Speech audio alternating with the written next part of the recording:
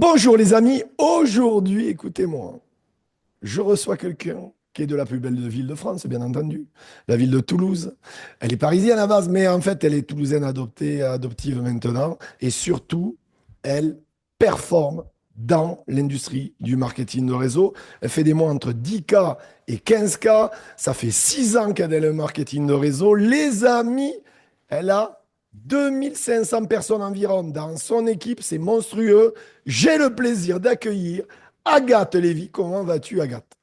Ça va nickel, merci pour l'accueil, hein. C'est énorme d'être invité ici avec toi et de pouvoir partager ça avec tout le monde. Eh bien, écoute, le plaisir est partagé. Je suis vraiment heureux de te recevoir. Et puis, en plus, bon, toulousaine, non, Toulouse, je ne peux que t'inviter, hein, sinon, c'est pas possible. Bon, sans plus attendre, raconte-nous ton histoire.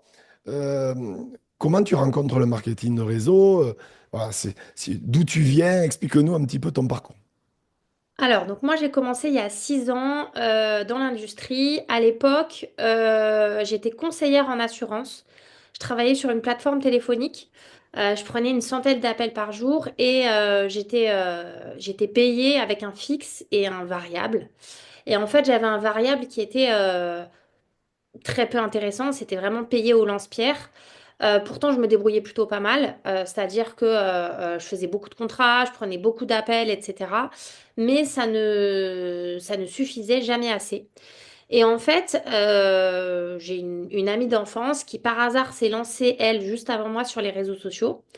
Je me suis renseignée sur le système de commissionnement qui était fait dans le MLM. Et en fait, je me suis dit, non, mais moi, ce que je fais par contrat, c'est payer une misère. Ouais. Alors qu'en fait, si je recommande un produit, ce que je vais gagner, c'est énorme. Oui, en plus, toi, ce que tu faisais avant, c'était un one-shot, en fait. C'était une Exactement, fois. exactement. Ouais. J'étais dans un service où c'était des one-shots, fallait aller très vite, fallait vraiment prendre un max d'appels, enfin contenter un maximum de gens si on voulait gagner un petit peu. Donc c'est comme ça que je me suis lancée. Donc à l'époque, moi j'ai deux petites filles qui n'ont pas beaucoup d'écart. Je venais d'accoucher de mon deuxième bébé, donc il y avait quelques mois. Donc quand j'ai dit à mon mari, bon bah je vais me lancer dans un truc en plus, il m'a dit non mais t'es taré, nos deux enfants ils dorment pas la nuit, t'es épuisé, t'es fatigué, etc. Mais en fait je me suis renseignée et je me suis dit que dans cette industrie, euh, en fait il y avait rien à perdre. Il y avait presque que des avantages. En tout cas c'est ce que je voyais à l'époque où j'ai commencé. Donc je me suis dit allez j'y vais. Et j'essaie. Pendant mes 4 premiers mois d'activité, je gagnais un petit peu d'argent, des petites commissions, un petit complément de salaire, etc. Et j'ai assisté à mon premier événement qui s'est déroulé à Toulouse. Donc pour le coup, j'ai eu de la chance. J'étais à domicile, donc je ne pouvais pas ne pas y aller. Et en fait, ça m'a transformée, ça a transformé ma vision du business. Je sais qu'il y a beaucoup de personnes qui assistent à des événements et qui se disent, ah, mais moi, je pourrais jamais faire comme la personne sur scène, etc. En fait, moi, j'ai ressenti tout l'inverse. Je me suis dit, je veux être la personne sur Ouais, scène. ça t'a vraiment inspiré, en fait. Exactement. Ouais. Et je me suis dit, surtout quand j'écoutais les histoires, je me suis dit, ce qu'il y a de fou dans ce métier, c'est que c'est des personnes qui n'ont pas d'expérience, ils n'ont pas de diplôme, ils ont juste travaillé, ils ont juste été motivés, ils ont juste cru en leur opportunité en industrie, et en fait, ils ont réussi. Et moi, c'est ce jour-là, je me suis dit, c'est ce que je veux faire. Donc rapidement, j'ai arrêté de travailler pour ne faire que ça. Mais Il t'as faut savoir. arrêté de bosser, tu gagnais déjà de l'argent ou t'as pris, t'en pouvais plus de bosser et tu te dis, je me Alors lance pour à être fond. tout à fait transparente, vu que je venais d'accoucher de ma deuxième petite fille, j'avais le droit de prendre un congé parental pour mon deuxième enfant. Donc j'ai pris un congé parental et je me suis dit, j'ai une petite sécurité au cas où. Ouais, bien sûr, ouais, donc c'est bien, c'est bien.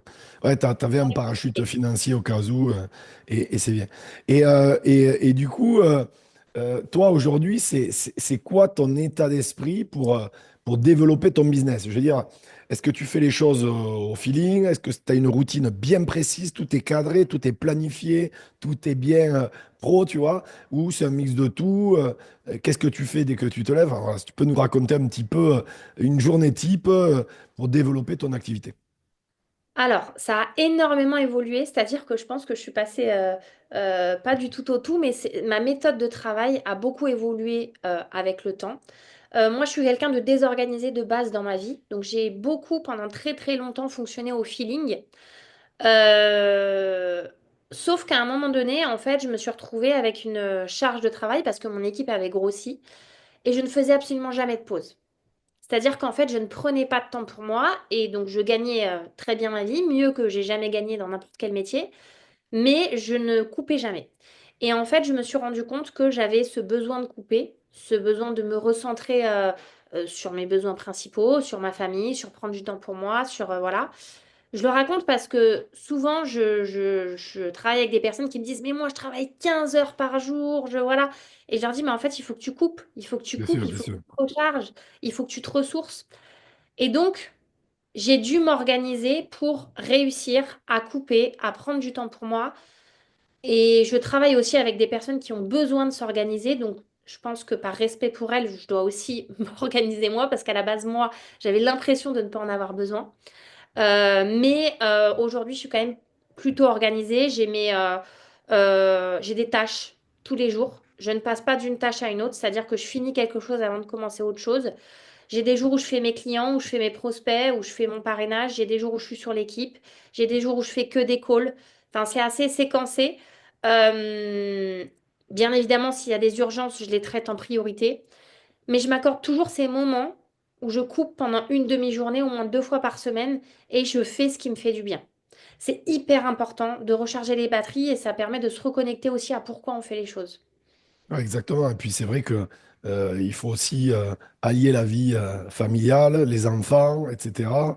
Et c'est vrai qu'à un moment donné, être toujours la tête dans le guidon, le guidon, le guidon, le guidon, c'est comme ça aussi qu'on fait un burn-out et on a besoin aussi de souffler. Et puis le but, c'est aussi être épanoui. C'est bien l'argent, mais comme tu dis, à un moment donné, il faut être bien, bien dans sa tête. Et pour être bien dans sa tête, voilà, il faut allez, un épanouissement dans tous les domaines, dans tous les secteurs de la vie. Toi, en 6 ans, je me doute que l'Agathe d'il y a 6 ans, elle a évolué positivement, j'en suis convaincu.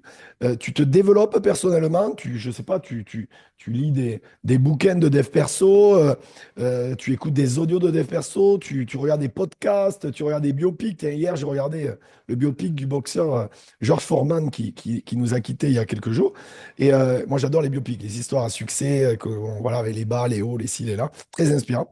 Un mix de tout ça, est-ce que tu aurais trois titres à nous partager?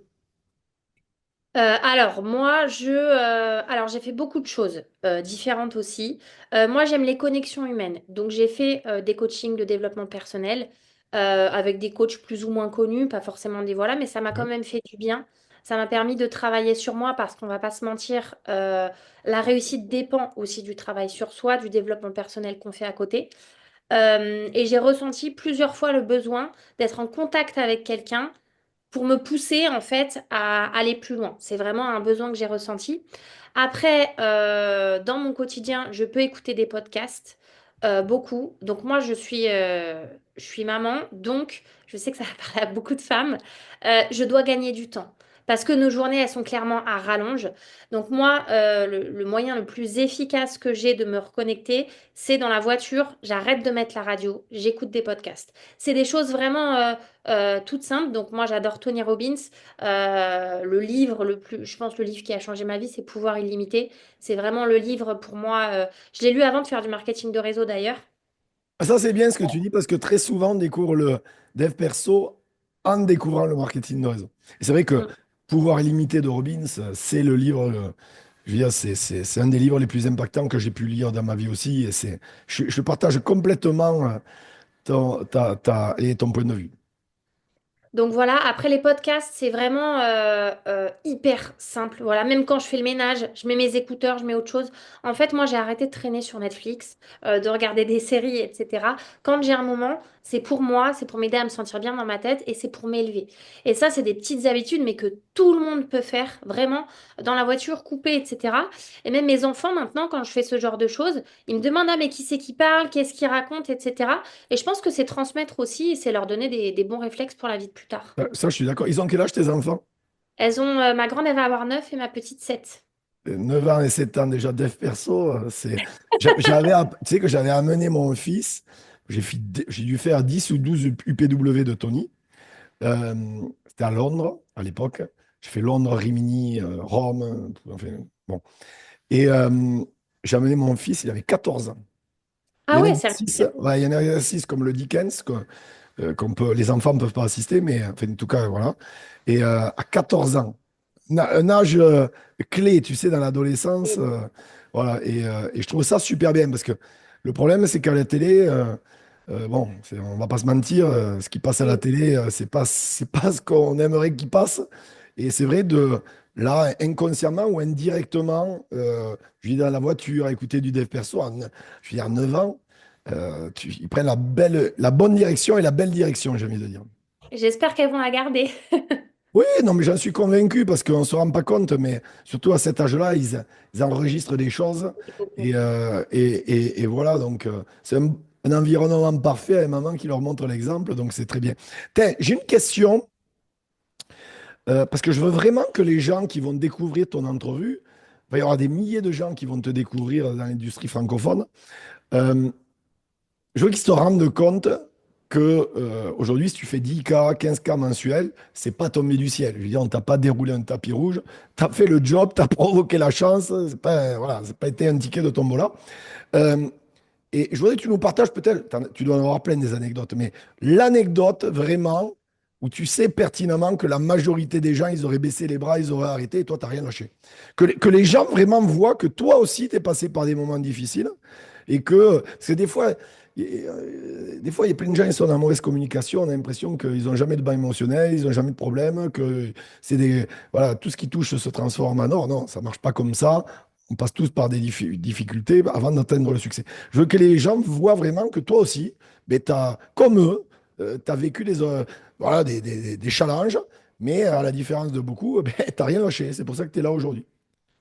Ouais, alors, quand tu m'as posé cette question, un peu quand tu allais me dire ce qu'on allait aborder, etc., la difficulté a été de mettre quelques défis, parce qu'en fait, on est la somme des échecs qu'on rencontre.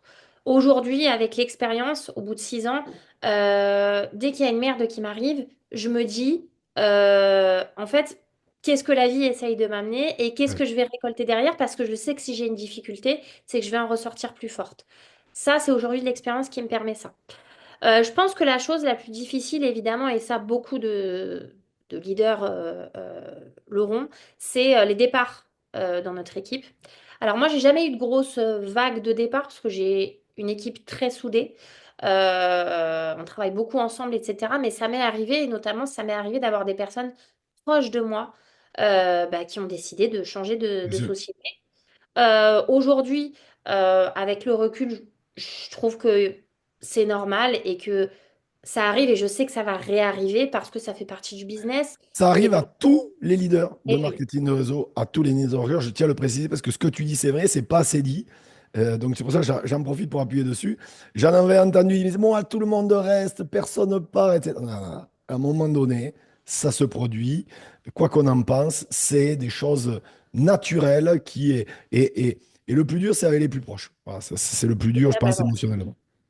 C'est ça, c'est ça. Et en fait, donc maintenant je l'ai accepté et en fait je me dis de toute façon il faut des sociétés pour tout le monde et c'est OK. Si on a passé un moment ensemble, on a grandi ensemble et que bah, c'est le moment qu'elle aille voir ailleurs ou autre, c'est OK, ça fait partie de la vie, ça fait partie du cheminement. Moi j'ai jamais craché sur quelqu'un qui part ou eu une mauvaise attitude, etc. Au contraire, je suis contente de lui avoir apporté ce que je lui ai apporté. Chacun son chemin, c'est OK.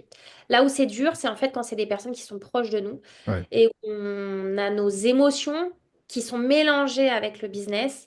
Et là, ça a vraiment été très très dur. Ça m'est arrivé il y a quelques années maintenant, à un tel point que j'avais une belle rémunération. Je gagnais quand même déjà 5 000 € par mois, donc c'est pas rien.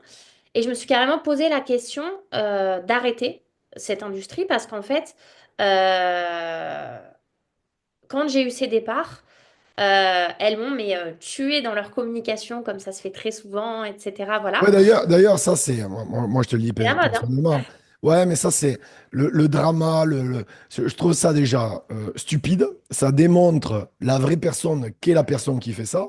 Et je trouve que c'est contre-productif. Alors, sur le moment, c'est marrant parce que c'est pour récupérer des gens, voilà, je comprends leur stratégie, mais ça, c'est du drama de télé-réalité qui est vraiment pas éthique et qui en plus démontre la personne qui fait ça, qui démontre vraiment sa personnalité.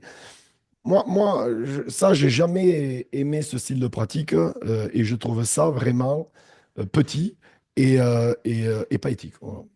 Ouais, complètement, complètement. Et en fait, la difficulté, c'est vraiment de se détacher de l'affect et du business. Au final, je pense que c'est la plus grande leçon que j'ai prise. Ça m'a permis de modifier, d'améliorer quelque chose aussi dans l'accompagnement que j'ai eu vis-à-vis de mes équipes. Mais voilà, c'est de vraiment me dire, OK, en fait, le problème ne vient pas de toi. D'ailleurs, ces personnes-là, elles ont arrêté l'industrie du marketing de réseau. Elles ont changé 5 fois de compagnie en 3 ans, puis elles ont fini par arrêter. En fait, le problème n'est pas souvent, ne vient pas de la compagnie, ne vient du manque d'investissement, du business, du dev perso, beaucoup, beaucoup, beaucoup, beaucoup. Donc voilà, moi, ça a été la plus grosse difficulté que j'ai rencontrée, même si aujourd'hui, quand ça me réarrive, maintenant, je le vis avec Non, beaucoup mais plus de légèreté, en fait. et c'est bien parce que tu gères tes émotions. Je dis souvent, quelqu'un qui ne gère pas ses émotions ne gère pas sa vie. Et ce que tu dis là, c'est vrai et c'est fort parce que 95% du temps, ça vient de la personne. Et donc, il switch, il change de compagnie toutes les 5 secondes en pensant que l'herbe est plus verte ailleurs, alors que l'herbe est verte là où on l'arrose, ça, pourtant, ils l'entendent tout le temps. Mais non, voilà. Bon, c'est comme ça, mais c'est un réflexe qui est dans l'industrie, qui est depuis toujours, hein, mais qui s'est quand même accentué avec les réseaux sociaux. C'est le côté néfaste, j'ai envie de dire, des réseaux sociaux, alors qu'il y a des très bons côtés pour faire des clients, pour parrainer des trucs. Mais ce côté a été accentué avec l'apparition des réseaux sociaux. C'est ça. Et pour moi, après, c'est une question de valeur et d'éducation presque pour moi, mais même si tu changes, même si voilà, t'as quelqu'un qui t'a appris quelque chose, qui t'a donné, qui t'a transmis, qui t'a permis de gagner de l'argent, respecte-le. Pour moi, c'est vraiment, c'est une base, et c'est une base, mais d'éducation, hein. Enfin Et ce que voilà. tu dis là, c'est incroyable. Je vais te raconter une anecdote. Il y a 18 ans, quand je découvre le développement personnel avec le marketing de réseau, dans tous les bouquins, tu remarqueras de dev perso, ça parle de gratitude. Gratitude, gratitude. Je ne comprenais pas, moi. Mais pourquoi ils parlent toujours de gratitude? C'est normal de dire merci, d'être reconnaissant, etc. Mais crois-moi, par la suite, j'ai compris. Parce que ce que tu dis là, c'est une. Alors ça, c'est bien parce que je crois que j'ai jamais quelqu'un qui l'a abordé en interview. Et Ah ben voilà. j'en suis à 200. Donc c'est pour ça que je te le dis. Je te remercie d'ailleurs d'en parler parce que il faut que alors c'est vrai qu'au niveau éducation, bon, c'est de plus en plus compliqué, on va pas se mentir. Mais la réalité, c'est qu'à un moment donné, ok, même si vous partez ailleurs, soyez reconnaissant de votre plan, ce qu'elle vous a apporté, et peu importe ce qu'elle vous a apporté. Il faut arrêter, c'est pas quand tout va bien. D'ailleurs, je dis toujours, quand tout va bien, c'est pas quand tout va bien qu'on voit si c'est un leader, c'est quand tout va mal. Donc, et ça passe par votre communication. Moi, je suis désolé, apprenez la gratitude, apprenez tout ça, parce qu'à un moment donné, le karma s'occupera de vous, hein. Bon, si vous faites ça, vous inquiétez pas, derrière, ça vous arrivera aussi. Et c'est sûr, c'est sûr, c'est sûr. Bah, au final, je suis reconnaissante que ça me soit arrivé et je remercie d'ailleurs toutes ces personnes parce qu'au final, j'ai évolué, j'ai appris à maîtriser mes émotions, j'ai appris à faire la différence, à considérer mon business. Je crée toujours des amitiés et des relations avec les personnes de mon équipe. Ça ne changera pas parce que je suis comme ça et parce que j'aime les gens et c'est ce qui fait que ça fonctionne aussi parce que pour moi, ça fait partie de notre industrie et voilà. Mais ça m'a permis d'apprendre beaucoup. Donc en fait, la vie fonctionne comme ça, je pense aussi. Exactement. Alors toi, euh, 6 ans dans le marketing de réseau, donc je ne veux pas dire de bêtises, c'est ou juste avant le Covid ou pendant le Covid, c'est ça? Moi, je suis arrivée avant le Covid, donc j'ai vécu la vague du Covid, ouais. Voilà. Donc, bon, du coup, tu as un recul de l'avant-Covid, pendant Covid, après Covid. J'ai envie de te dire, je suis le spécialiste des deux questions en une, comme le shampoing, tu sais. Ma première question dans ma question, c'est quelle est ta vision de l'industrie du marketing de réseau? Et puis quelque chose qui m'importe beaucoup, parce que 80% de ma communauté, c'est des femmes. 76 d'ailleurs, oui, 78%, c'est des femmes dans le marketing de réseau, donc c'est aussi la raison. Euh, et quelle est la place de la femme dans l'industrie? Voilà. Ok. Et puis, t'es Euh, femme, t'as des enfants, voilà, que je veux vraiment qu'elles se rendent compte qu'elles ont vraiment leur place et surtout que Et il y a des femmes avec un vrai succès comme le tien et qu'elles s'en inspirent. Alors déjà, ma vision du marketing de réseau, pour moi, malgré tout ce qu'on entend et tout ce qui se passe un peu maintenant en 2025 avec les histoires sur les réseaux sociaux, je trouve qu'on a quand même un très très beau métier entre les mains. Je l'ai toujours, toujours, toujours pensé. Aujourd'hui, on permet aux gens de vivre mieux. Je veux dire, aujourd'hui, en 2025, les gens achètent beaucoup plus facilement sur les réseaux sociaux. Le marketing de réseau se démocratise aussi beaucoup. Moi, à l'époque, quand je me suis lancée et que j'ai eu mes premières commissions, mais l'impact que ça a eu sur ma famille, je me rappelle encore le premier resto que j'ai offert à mes enfants et à mon mari, c'était moi qui l'avais offert. Et c'était mais tellement fort, j'étais tellement fière de ça en fait. Et aujourd'hui, pour moi, le marketing de réseau, c'est un métier merveilleux parce qu'on permet ça aux gens. On permet aux gens de vivre ça. Et aujourd'hui, une nana qui a 1 heure, 2 heures, 3 heures à accorder à l'activité, peu importe, elle peut vivre ça, elle peut être fière d'elle et elle peut réussir à vivre mieux. Donc rien que ça, rien que sans parler de grande réussite, pour moi, quelqu'un qui gagne 300 euros par mois, c'est une réussite en fait. Et rien Absolument. que ça, c'est énorme. Et pour moi, c'est la beauté de notre métier, c'est pour ça que j'adore ce que je fais et c'est pour ça que même encore aujourd'hui, je continue de parrainer tous les mois, peu importe les objectifs que les nanas ont en face d'elles, parce que j'ai envie de permettre de vivre à des personnes ce que j'ai vécu moi quand je me suis lancée finalement au départ. Aujourd'hui, la place de la femme dans l'industrie, plus que jamais, évidemment, pour moi, c'est le travail idéal. De toute façon, il y a 6 ans, quand je me suis lancée, tout le monde m'a dit, mais Agathe, qu'est-ce que tu fais? Dans quoi est-ce que tu te lances? Et aujourd'hui, toutes les personnes de mon entourage me disent, mais tu as une qualité de vie, mais qui est incroyable. Tu profites de tes enfants, tu les regardes grandir, tu prends du temps pour toi, tu as du temps en famille, vous voyagez, on investit dans l'immobilier, etc. Tout le monde me dit, mais franchement, ce que tu fais, c'est génial. Et aujourd'hui, pour moi, c'est pas tous les secteurs d'activité qui peuvent nous permettre de faire ça. Aujourd'hui, notre salaire, il dépend de nous, de notre investissement, de ce qu'on va y mettre, de ce qu'on va vouloir développer, du temps qu'on va avoir à y accorder. Et ça, c'est un choix. Moi, quand je travaillais dans les assurances, je pouvais prendre 200 appels comme 100 appels. C'était la même chose. Et je sais que mon évolution professionnelle était limitée, clairement. Là, il n'y a pas de limite. Notre seule limite, c'est nous-mêmes. Donc, c'est pour ça que c'est forcément difficile aussi à certains moments. Mais je pense qu'en 6 ans, j'ai tellement évolué personnellement que c'est l'expérience de ma vie. C'est l'expérience qui m'a permis de me transformer, clairement. Ouais. Euh, alors, je vais te poser la question que je pose à tous mes invités que je reçois. Je crois que tu vas être le 200e interview, ça va être 199, 200 ou 200, je ne sais pas encore, mais en tout cas, c'est dans ces eaux-là. Et c'est vrai que j'ai une question que je pose à tous mes invités, c'est les trois conseils que tu pourrais partager à l'audience. Et comme je dis toujours, des conseils, on pourrait en donner des centaines, des millions, on pourrait y passer une semaine en podcast, mais on n'a pas une semaine. Mais par contre, tu as 6 ans d'expérience, tu as de vrais résultats. Et moi, ce que j'aimerais vraiment que tu transmettes aux gens là, c'est trois conseils qui te paraissent en tout cas le plus pertinent à appliquer maintenant, pas demain, maintenant, sans plus attendre, parce qu'il y a des gens de toutes les compagnies qui vont te découvrir, de produits, de services, peu importe, et ils veulent réussir, mais souvent, tu sais, ils sont perdus, ils ne savent pas quelle direction prendre, quoi faire, bam, bam, bam. Donc, si vraiment il y avait trois conseils qui, à tes yeux, aujourd'hui, c'est vraiment à mettre en application de suite, qu'est-ce que tu leur partagerais? Alors, le premier, clairement, c'est l'exemplarité et maîtriser les bases de son business. Bon, moi, je fais du produit, donc vente, parrainage, mais si on fait du service, c'est de la vente de service, ça revient au même. Aujourd'hui, on est sur un métier sur lequel, pour moi, un leader doit continuer à faire du terrain.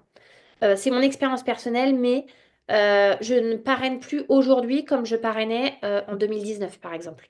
En fait, notre méthode de travail évolue avec notre temps, avec les réseaux sociaux, avec la saisonnalité aussi. Je ne recrute pas de la même façon au mois d'août que en plein mois de décembre. J'ai pas les mêmes arguments. Et aujourd'hui, si on veut une équipe qui fait des choses, il faut d'abord nous-mêmes les faire et se les appliquer. Exactement.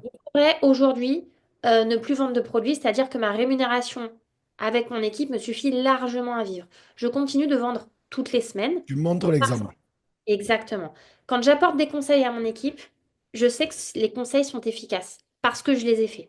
Et ça, c'est souvent quelque chose qu'on oublie. On a souvent envie de monter une équipe et de dire aux gens quoi faire, Mais en fait, ça fonctionne pas. Parce qu'on ne vibre pas de la même façon. Le conseil, il est pas appliqué. C'est pas qu'il n'est pas vrai, mais il est pas expérimenté. Oui, Et du coup, c'est comme un produit. Et les gens, ils vont lire la notice pour le vendre, mais il y a une grande différence entre faire ça et le consommer, être le produit du produit et le ressentir vraiment. Je suis d'accord. c'est ça, c'est ça. Et pour moi, autant parrainage que la vente de services ou de produits, c'est la même chose. Très clairement, et surtout le parrainage. Souvent, quand on a son équipe qui se développe, on dit, oh là là, je m'occupe que de l'équipe, je suis plus sur le terrain, etc. Mais ce qui permet d'avoir une croissance, moi je suis en croissance depuis 6 ans, même malgré le fait que j'ai vécu la vague du Covid. C'est-à-dire que aujourd'hui, je gagne mieux que ce que je gagnais pendant le Covid. Pourtant, on sait que ça a été une forte période pour le MLM, etc. Ça, c'est ce qui me permet de maintenir des entrées dans mon équipe, de maintenir du parrainage. C'est parce que j'en fais moi aussi et je ne m'autorise pas à ralentir là-dessus. Et ce que tu dis en plus, ce qui est intéressant, c'est que ça prouve que tu es une vraie networkeuse. Parce que beaucoup, en effet, surtout lors du premier confinement, ont eu de vrais résultats, puis après, ça s'est cassé la figure. Oui, Donc, toi, vraiment, vu tes résultats qui se sont même améliorés derrière, ça prouve vraiment que tu sais faire du marketing de réseau, tu maîtrises vraiment cette industrie et ça n'a pas été du tout un coup de chance. oui, c'est ça, voilà, c'est de l'expérience. Mais l'exemplarité, c'est pour moi vraiment Ouais, la base. Et c'est ce que je dis à toutes mes équipes tout le temps. Si tu veux ce résultat, sois exemplaire, fais-le d'abord toi-même. Et après, on en reparle. Et souvent, ça pique. Et le deuxième conseil que je pourrais apporter, c'est de faire attention à son ego. ouais, Dans le marketing de réseau, je pense que avoir de l'ego, c'est humain. C'est-à-dire que la personne qui me dit j'ai pas d'ego, moi j'ai pas du tout d'ego, c'est pas vrai. On a tous envie de réussir. on est Ça nous, d'accord. ça nous pique tous quand il y a quelqu'un qui réussit mieux que nous. C'est OK. Enfin, je veux dire, c'est normal de ressentir ça. Il faut juste faire attention à ne pas trop l'écouter. Parce que quand on évolue, ou quand on voit d'autres personnes évoluer autour de nous, on se dit, oh là là, c'est de la chance, ou moi je suis nulle, on a tendance à s'auto-saboter, à se dire, je vais pas y arriver. Ou même en tant que leader, des fois, je vois des leaders bloquer d'autres personnes parce que en dessous, elles ont des meilleurs résultats. Alors que, Énormément, ça. eh oui, c'est le but. Donc, je dirais pas ne pas avoir d'ego parce que je pense que c'est pas possible et je pense que c'est OK de ressentir tout ça. C'est là où le dev perso m'a beaucoup aidé, bah, d'en parler à quelqu'un d'extérieur, d'extérioriser ce qu'on ressent et de se dire OK, ce que je ressens, c'est normal. Maintenant, je vais pas m'écouter de ce côté-là et je vais laisser cette personne et je vais lui déployer ses ailes parce que c'est ça qui va faire que mon équipe elle va grandir. Donc vraiment faire attention à son ego. Moi, je suis quelqu'un de très impulsive. Ben, quand je sens que je vais dire un mot de travers ou autre, ben, je mets pause, je vais faire un tour, je prends mes baskets et je reviens 1 heure, 2 heures après. Et là, j'ai une bonne Oui. communication, ça va mieux. Tu prends pas de décision à chaud, etc. C'est bien ce que tu dis. Parce que j'avais le même souci. Ouh, ça partait direct. C'est pas Et c'est évident, souvent hein. là qu'on fait des erreurs, d'ailleurs, de communication ou de décision, etc. Tu as raison. Ça, c'est du dev perso, hein, Oui, pur et dur. Et quand tu dis le truc de l'ego, moi, je dis toujours ce que tu dis. On a tous de l'ego. En effet, il en faut d'ailleurs. Mais il faut toujours que le curseur de l'intellect soit plus élevé que celui de l'ego. Voilà, toujours. Toujours pour prendre les bonnes décisions. Parce qu'il y a beaucoup de networkers qui restent bloqués à une certaine qualification, justement, parce que leur ego surplombe l'intellect. c'est ça. Et c'est ça l'erreur, la pire des erreurs. Et je pense qu'il y en a énormément dans l'industrie, hein. Moi, je le vois Et énormément. moi qui suis coach indépendant, crois-moi, je pourrais t'écrire une encyclopédie juste sur ce sujet. Ça m'étonne pas. Et la dernière chose, c'est ne vous trouvez pas d'excuses. Voilà, aujourd'hui, on a tous le même nombre d'heures dans une journée, que vous travaillez ou pas. Voilà, moi, quelqu'un qui me dit, mais moi, j'ai pas le temps, je travaille. Je suis désolée, mais c'est une excuse. Si tu veux développer ton business, tu bosses plus le soir, tu vas peut-être être fatigué pendant 1 an, 2 ans. Quand tu auras ta REM, tu arrêteras de travailler Ah, bien sûr. tu seras moins fatigué. Aujourd'hui, moi, des excuses, mais j'aurais pu m'en trouver 1000, hein. Mais 1000, mais 1000, mais 1000. J'ai fait un post sur ça il n'y a pas longtemps. Que mes enfants étaient malades, qu'ils étaient à côté, que je faisais des zooms avec le thermomètre parce que j'avais pas le choix, etc. C'est quotidien. Il faut pas croire qu'un leader ou quelqu'un qui a réussi a eu moins de difficultés, bien au contraire. C'est juste qu'il s'est pas écouté. Moi, quand j'ai une to-do list de choses à faire, même si ma journée n'a pas été comme je devrais être, je ne me couche pas si c'est pas fait. Je ne remets pas à demain ou à après-demain ou à voilà. Les excuses, ça, enfin, pour moi, c'est ce qui plombe beaucoup de personnes. Et beaucoup de personnes ont tendance à se dire, oh, j'ai pas le potentiel, ou il y a des personnes qui ont plus le potentiel, c'est faux. Il y a juste des personnes qui se trouvent pas d'excuses, il y a des personnes qui bossent et qui se remettent en question et qui avancent, et d'autres qui choisissent de se dire, Non, mais là, c'est trop difficile, donc je reste dans ma zone de confort. Et si vous êtes dans ce cercle-là, bah, pétez-le. Et oui, ça va être difficile, on va pas se mentir, hein, parce que ces 6 années, ça n'a pas été que de la beauté. Il y a eu aussi beaucoup de difficultés, mais c'est dans la difficulté que vous grandissez et c'est là qu'on avance et c'est là qu'on explose derrière.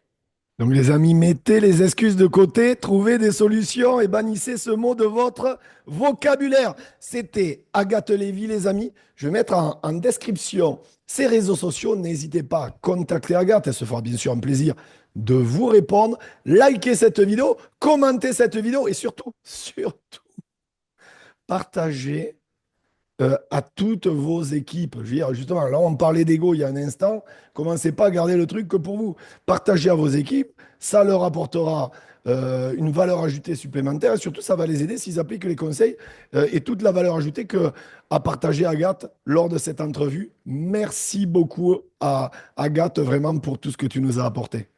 Merci beaucoup pour l'invitation. Eh ben, écoute, tu reviens quand tu veux. Les amis, abonnez-vous à ma chaîne. Cliquez sur la petite cloche pour recevoir les notifications en avant-première. Et les amis, je vous dis à très bientôt. Bye bye.